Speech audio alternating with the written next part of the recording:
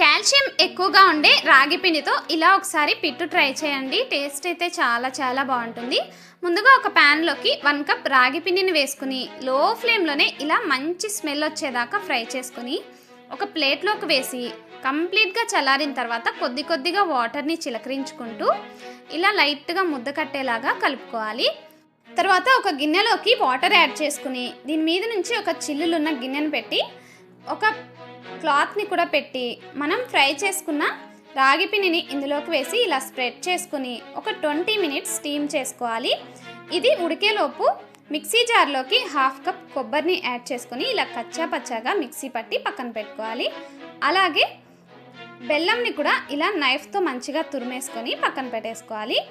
ఈలోపు మంచిగా ఉడికిపోయి ఉంటుంది. ఇలా లైట్గా ముద్ద కట్టిందంటే రాగి పిండి ఉడికిపోయినట్లే.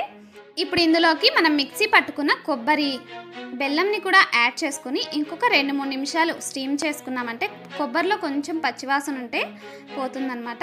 తర్వాత మంచిగా కలిపేసుకున్నామంటే నెయ్యి వేసుకుని టేస్ట్ చాలా చాలా బాగుంటుంది.